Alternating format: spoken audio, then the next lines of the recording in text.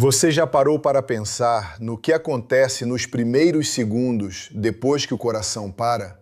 No instante exato em que a última batida se apaga e o corpo fica imóvel, o que a sua alma faz? Eu vou te mostrar algo que a ciência e a fé concordam, algo que os primeiros cristãos sabiam e que a maioria esqueceu. Mas antes, quero lhe fazer um convite. Eu rezo por cada inscrito deste canal. Se você ainda não é inscrito, aperte agora o botão. Entre nesta família. Senhor, abençoa cada alma que está aqui. Dá a cada um a certeza da tua presença, agora e na hora da nossa morte. Amém. Agora venha comigo. Vamos voltar 2000 anos atrás. O lugar, Jerusalém, ano 33 da Era Comum. Uma sexta-feira à tarde. O céu escureceu ao meio-dia. O véu do templo se rasgou de alto a baixo, e na cruz um homem disse: Pai, em tuas mãos entrego o meu espírito. Ele inclinou a cabeça e entregou o espírito. Naquele exato segundo, algo extraordinário aconteceu. Mas para entender, precisamos primeiro entender o que realmente significa a morte. Não a morte do corpo, mas a transição da alma. Os primeiros cristãos, aqueles que conheceram os apóstolos, tinham uma compreensão muito clara disso. Eles a chamavam de dormitio, o sono da alma, mas não um sono sem consciência. Era um estado de vigília, de espera, de encontro. As catacumbas de Roma estão cheias de inscrições que falam sobre isso. Em uma delas, do século II, está escrito: Alexandre dorme em paz, aguardando a ressurreição. Mas o que acontece entre o último suspiro e o despertar? Isso é o que vamos explorar hoje. E a resposta está em algo que Jesus disse a um ladrão moribundo na cruz. Hoje mesmo estarás comigo no paraíso.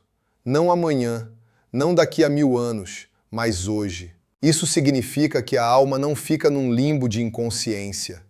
Ela imediatamente entra na presença de Deus, ou inicia a experiência da separação. Mas que tipo de experiência é essa? A doutrina da Igreja, baseada nas Escrituras, chama isso de juízo particular. No momento da morte, a alma se vê como realmente é diante de Deus. Não há engano, não há disfarce. É um encontro com a verdade absoluta.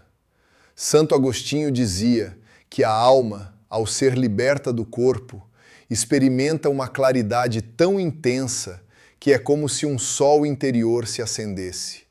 Mas para muitos, essa claridade pode ser dolorosa, não porque Deus queira punir, mas porque a alma percebe o quanto se afastou do amor. E é aí que entra o que alguns chamam de revisão da vida. Você já ouviu falar de pessoas que tiveram experiências de quase morte?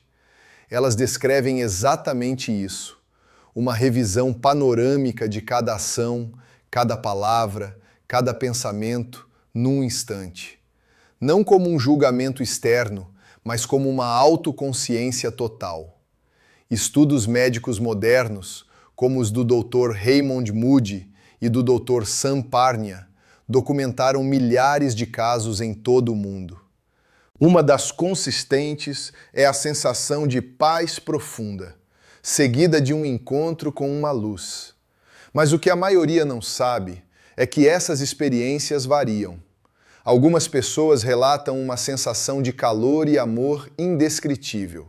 Outras descrevem escuridão, solidão ou até mesmo um sentimento de frieza. Isso não é coincidência. A tradição cristã sempre ensinou que o estado da alma após a morte reflete o estado do coração durante a vida. Se você viveu em comunhão com Deus, a morte é um portal para a plenitude. Se viveu em indiferença ou rejeição, a morte pode ser o início de um processo de purificação, que chamamos de purgatório, ou, em casos extremos, a separação definitiva, o inferno. Mas o que é o purgatório exatamente? Não é um lugar físico, mas um estado. É o fogo do amor divino queima o que é impuro em nós, como o fogo que purifica o ouro. Santa Catarina de Gênova, uma mística italiana do século XV, descrevia assim: a alma, vendo-se como é, anseia por se purificar. O fogo não é externo, é o amor de Deus que a queima. E isso acontece nos primeiros segundos após a morte, não exatamente no tempo cronológico, mas no instante atemporal.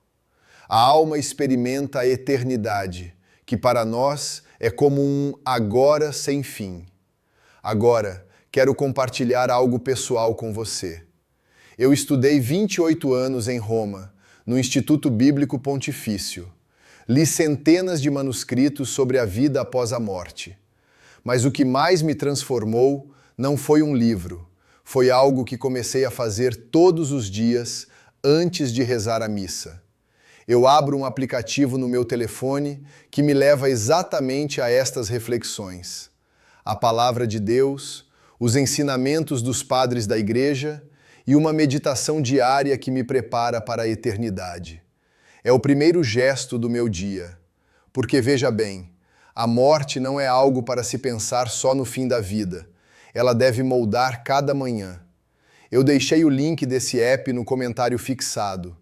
Se você sente que precisa viver mais consciente da presença de Deus, dê uma olhada depois. Mas agora, quero voltar ao exato momento em que a alma deixa o corpo. O que a Bíblia diz sobre isso? Em Lucas 16, Jesus conta a parábola do rico e Lázaro. O pobre morre e é levado pelos anjos ao seio de Abraão. O rico morre e acorda no Hades, em tormento. Perceba, ambos imediatamente conscientes. Não há sono da alma. Há continuidade de consciência, mas num novo estado. E note um detalhe. O rico vê Abraão e Lázaro de longe. Ele está consciente, ele reconhece, ele clama. Isso nos mostra que a memória, a identidade, a personalidade, tudo permanece. A alma não perde sua individualidade. Ela apenas muda de residência. Mas o que a ciência moderna diz? Dr. Eben Alexander, um neurocirurgião de Harvard, teve uma experiência de quase morte durante uma semana em coma por meningite bacteriana. Ele descreveu um reino de consciência superior, incontestavelmente real, que ele identificou como o céu.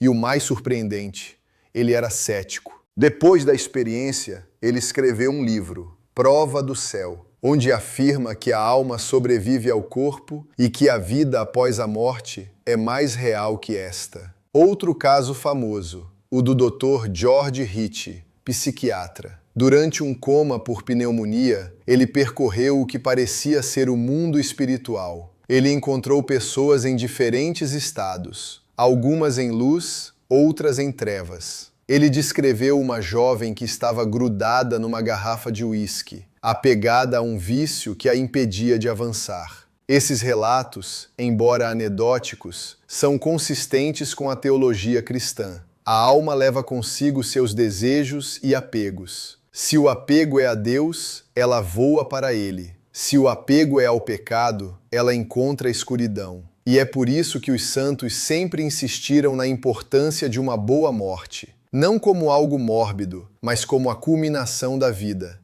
Os primeiros cristãos chamavam o dia da morte de dies natalis, o dia do nascimento para a vida eterna. Eles pintavam nas catacumbas a imagem de uma âncora, símbolo da esperança, ou de um pastor carregando uma ovelha, significando que Cristo nos leva para casa. Agora, quero que você pare por um momento.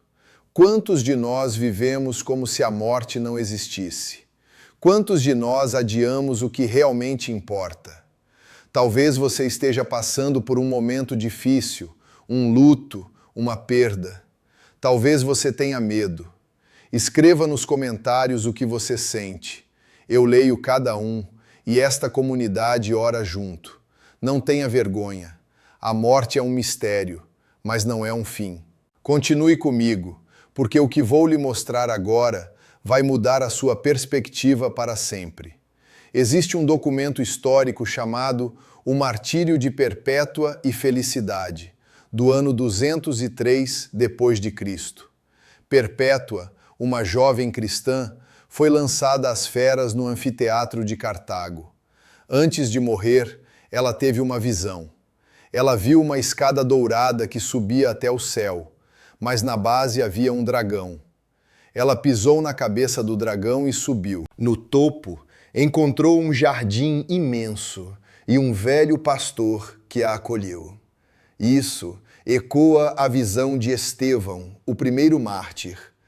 Vejo o céu aberto e o Filho do Homem em pé à direita de Deus.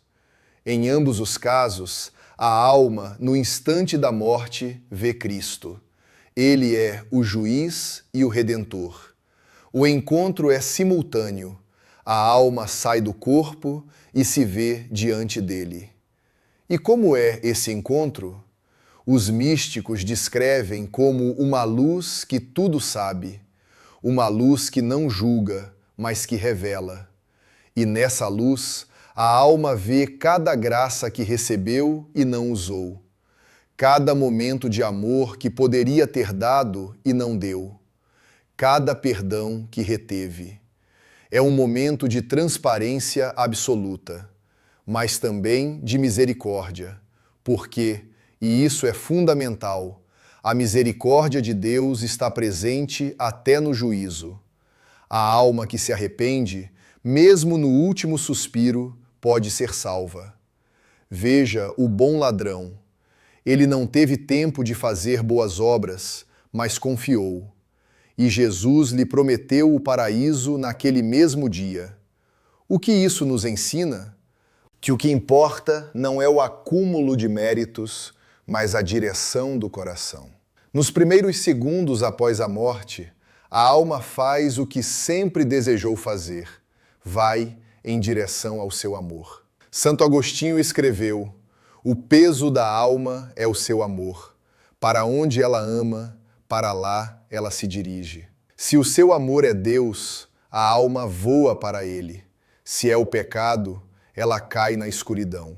É por isso que a vida presente é tão decisiva. Não por causa de um Deus vingativo, mas porque o amor cria a sua própria órbita. E a morte não quebra essa órbita, ela a consuma. Mas aí surge uma pergunta: e as almas que não estão prontas? A doutrina do purgatório fala de um estado de purificação. Não é um castigo, é um tratamento de amor. Como um médico que queima uma ferida para curá-la. A alma reconhece suas imperfeições e anseia por ser purificada. E ela sabe que não pode entrar na presença de Deus manchada. Então, ela passa por um fogo que é puro amor. Os santos dizem que o sofrimento do purgatório é maior do que qualquer dor na terra, mas também é cheio de paz, porque a alma sabe que está a caminho do céu. E nós, os vivos, podemos ajudar essas almas com nossas orações e sacrifícios.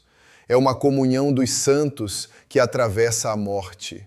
Agora, o que a arqueologia nos diz sobre a crença dos primeiros cristãos?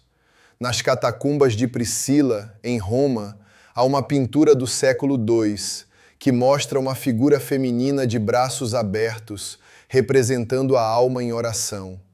Ao lado, um cesto de pães e um cálice, símbolos da Eucaristia. Isso mostra que eles acreditavam que a alma, após a morte, participava da liturgia celestial. Eles não a viam como algo distante, mas como presente com os santos. Outra evidência, as inscrições nas lápides. Uma diz: viva em Deus. Outra, que Cristo te receba. Não há pessimismo, há esperança. O túmulo era chamado de lóculos, um pequeno quarto, como um lugar de descanso até o amanhecer, porque a ressurreição é o grande despertar. E é aí que o corpo e a alma se reúnem para sempre. Mas o que acontece nos primeiros segundos após a morte prepara esse corpo para a glória. Não pense que a alma fica vagando por aí. Não, ela imediatamente entra na eternidade. Para ela, o tempo acaba. Ela experimenta tudo num presente eterno. Por isso, o juízo particular é instantâneo, e então, nos primeiros segundos, a alma sabe o seu destino eterno, não como uma sentença arbitrária, mas como a consequência lógica de sua vida. Isso é libertador e aterrorizante ao mesmo tempo. E é por isso que eu uso aquele app todas as manhãs, porque ele me lembra disso todos os dias. Não para me amedrontar, mas para me manter focado no que realmente importa. A morte não é um evento futuro, ela já está presente em cada escolha que faço. Se você quer viver com essa consciência, o link está no comentário fixado. Agora, quero terminar com uma pergunta. E se você morresse hoje? Não amanhã, hoje. Você está pronto para encontrar o Senhor? Não precisa responder para mim, responda para você. Mas se a resposta for não, ou talvez, ainda há tempo. Esse tempo é um presente. Use-o para se reconciliar com Deus, para amar mais, para se preparar para aquele encontro. Porque nos primeiros segundos após a morte, sua alma fará o que ela mais deseja. Faça com que esse desejo seja o céu. Se este vídeo tocou seu coração, inscreva-se no canal. Toda semana eu trago um tema como este, com profundidade e verdade. E mais uma coisa, agora, enquanto essa mensagem está fresca em seu coração, pense em uma pessoa que está passando por uma perda, que tem medo da morte, que precisa de esperança. Envie este vídeo para ela. Você pode ser a resposta para a oração que ela fez ontem à noite. Compartilhe. E não se esqueça de ir ao comentário fixado. O que eu deixei lá pode transformar a sua manhã de amanhã e a sua eternidade. Que Deus abençoe você e sua família. E que Nossa Senhora, Rainha do Céu, nos guie na hora da nossa morte. Amém.